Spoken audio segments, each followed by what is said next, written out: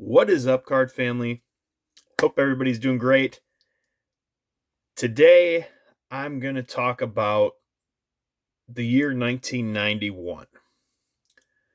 Now, a while back, Shoebox Legends posted a challenge, I guess you'd call it, the one card challenge, which you were supposed to pick one card from any year, and that card was supposed to represent that year in baseball.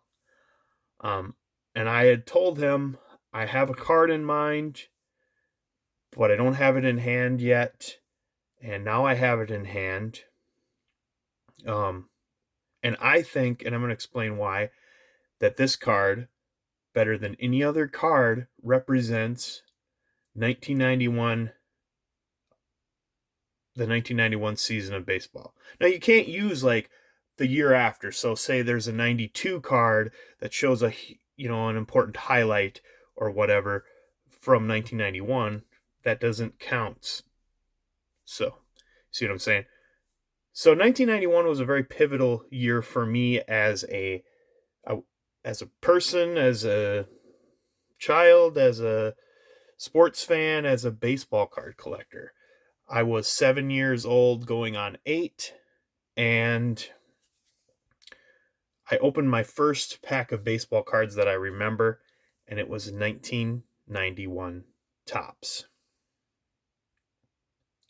So one of the cards that I pulled out of the pack, at least the first card that I remember, like, that is etched in my mind, and it's a card that I've shown and talked about.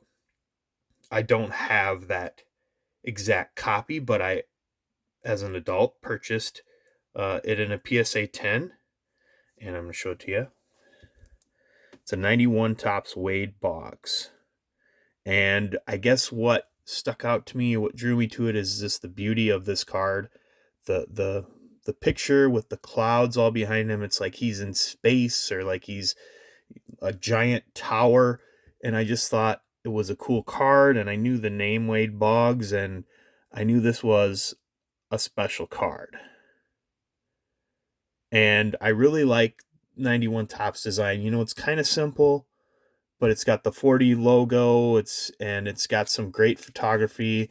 Some other ones in mind that I don't have would be like the Benito Santiago or the Roger Clemens. But yeah, this, and then the back of it, it's like pink, and it's like the last year that Topps base cards were made out of like brown cardboard. Now they're the next year they were more of a white paper stock. And so this is a special cool card for me. But this isn't the one that I'm choosing. It's not the one that I'm choosing. So besides 91 being when I first started to collect cards, it was also a great time to come of, baseball age knowledge, what's going on, for me, because my home team, the Minnesota Twins, won the World Series that year. And so we had guys like this guy, Dan Gladden, Dazzle Dan, who was my favorite player at the time. And this is the Desert Shield card, which you could argue, if there is an iconic 1991 set, it is probably the Desert Shield set. I recently met Dan Gladden, and I told him that I was 7 going on 8 during the 91 season, and he was my favorite player all the way up until Game 6 of the World Series. And then he was like, he had a confused look, and I'm like, then Kirby became my favorite player. And he said, what about Game 7? Kirby didn't do anything in Game 7. This isn't the card either. I got some more cool 91 Topps cards. Like this is my Shane Mack Rainbow. This rainbow would also include the micro, which doesn't fit in this frame, but we have the regular Topps. we have the O-Pee-Chee, we have the Tiffany, we have the Desert Shield. Here is a buyback, rediscover tops, and then an autographed version. Shane Mack was another great player who has a proportionately high number of cards depicting him sliding into base. I believe he's sliding into base on the 92 and 93 tops as well as some of his upper deck issues. He was a fast guy, but he wasn't, Ricky Henderson. I think he had like 25, 26 steals one year, but yeah, nothing like crazy. But yeah, a lot of his cards show him sliding into base. None of these cards are the ones I'm going to choose either. Of course, I did mention my hero, the guy that I collect. He became my hero as an 8-year-old watching the World Series, and Game 6, he makes the huge catch. Then every commercial break, I'm pretending to be Kirby Puckett making that catch. And of course, the incredible walk-off home run as well. So I have a frame of 91 Kirby's, but none of these cards are the ones that I'm going to pick to represent 1991. As a kid, Game 6 was bigger to me than Game 7 in that it was more entertaining. I thought it had a bigger impact on me as a little kid. But it only took me to be an adult to realize how much more special Game 7 was. Now, if you don't know, Jack Morris pitched a 10-inning complete game shutout, and the Twins won 1-0 in the bottom of the 10th. Here's a great book if you like baseball books. This is about the 91 World Series, down to the last pitch. How the 1991 Twins and Braves gave us the best World Series of all time. Now, even if the Game 7 would have been a 4-2 game where all the runs were scored in the third and fourth innings, it still would have went down as one of the better World Series of all time. But the fact that all that preceded it and then Game 7 was what it was huge. Now, it was Jack Morris against John Smoltz, and they both pitched great. And there was some small jams, small scoring opportunities throughout the game, but the 8th inning is when the action really started to happen. So Jack gives up a single to Lonnie Smith, and followed by a double. I believe it was Terry Pendleton hit a double.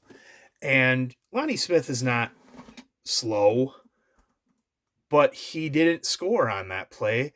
And mostly it was because of the decoy that Chuck Knobloch and Greg Gagne did. They acted like the ball was coming in, and Lonnie Smith never picked up the ball. He took a step back towards second base before he realized that the ball wasn't coming in, and he only made it to third.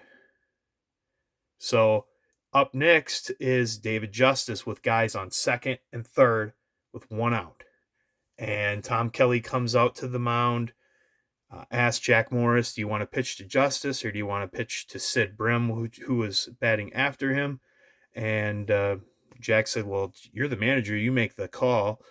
And he ended up walking Justice. And then Sid Brim hits into your routine 3-2-3 double play, Herbeck to Harper to Herbeck, and they get out of the inning. Bottom of the 8th, I believe it's Randy Bush gets a single, and then Chuck Knobloch gets a base hit, and Al Newman's the pinch runner. He makes it to third, so then they got first and third with one out, I think. I think it's first and third with one out. Yeah, and then they pulled John Smoltz. Now, John Smoltz was young at that time. It was like his third full season, something like that, and he didn't really have the clout. He didn't have the reputation to be able to tell Bobby Cox, I'm not going out. I don't want to go out. whereas Jack Morris could tell Tom Kelly that. So they walk Kirby, because Kirby's up next. So they walk Kirby, and now they have the bases loaded with one out. And Kent Herbeck's up. Now, Kent Herbeck had a really good 91 season, but he did not have a great postseason. So they would rather pitch to him, chance at a double play here. Knobloch had a lot of speed, a lot more speed than Kirby did, a lot more speed than Kent did. So what does Herbeck do? He doesn't even ground into a double play. He lines right to the second baseman, who catches it and then steps on second for the double play. So they get out of it. Twins make some noise again in the ninth. They had a threat going, but didn't score. And Morris had a pretty clean ninth and 10th. And then in the 10th inning, Gladden comes up and smokes a double. It actually would be a single for most guys, but he hustled his ass to second and pretty much is the play that wins the World Series, even though, it doesn't technically. Without him doing that, possibly not have scored. So Knobloch comes in, bunts Gladden over to third. So now you have a guy on third with one out, and Kent Herbeck coming up, or Kirby Puckett coming up, followed by Kent Herbeck. So they intentionally walk Kirby, intentionally walk Herbeck, and now you have pinch hitter Gene Larkin, who's injured, who can't run, who's more susceptible to hitting into a double play. He limps up to bat and hits one in the outfield, and the Twins win. I was very excited. And, Twins won the World Series in 87, but I was a little kid that was only 4 years old when they won. But I knew about it, and they won in 91, and I just started to, get into baseball, understand it and stuff. And I thought, man, this is easy, man, my team. And here, they have never won anything since. But anyway, I've been yakking a lot, and here is the card, finally. It's this 91 Fleer update, Jack Morris. So, and of course, the regular base 91 Fleer, Jack Morris is in a Tigers uniform. But this is the update. And everybody hates Fleer 91 because it's gaudy, it's ugly, it's tacky, whatever you want to say about it. Also, the set itself doesn't have any rookies at all, like big rookies. There's no Jim Thome, no Jeff Bagwell, no Chipper Jones, no Ivan Rodriguez, which was a pretty good rookie class for the 91 baseball sets. Bagwell and Pudge are in the update set, but none of them were in the base set. This is a nostalgic set to me too, because I also got the 91 Fleer complete set for Christmas that year. But yeah, I actually kind of like it. I kind of like how absurd it is and how, I don't know. I don't want to say ugly, although it is kind of ugly, but I appreciate the quirkiness of it. And I think it represents early 90s, late 80s, fashion, style, flamboyance, whatever you want to say about it. But to me, this card represents 1991. Jack Morris pitched one of the most incredible World Series performances. That one game, pretty much got him into the Hall of Fame. I mean, he had a great career, but his numbers are borderline Hall of Fame. That game is the reason why he's in the Hall of Fame. I guarantee it. People remember that. And, man, he was a bulldog of a competitor, and he only played for the Twins for one season. He's a St. Paul native, got to bring home a championship to his hometown team, and it's incredible. So it just was a magical game, a magical season, a magical World Series. And so I think this card, being that it's Jack Morris and being that it's the ugly ass 91 Fleer design, this card represents 1991 better than any other card. and I challenge you to come up with a better 91 card. Anyways, I really appreciate you guys watching. I hope you watched the whole thing. It's a long video, I know. But let me know down below if you made it to the end. And let me know who you guys think is going to win the World Series this year. My Twins did win the wild card round. They're going to have to score more than 2 and 3 runs to beat the Astros. But we'll see what happens. All right, everybody. Appreciate you watching and appreciate your subscription and your friendship. We'll see you next time.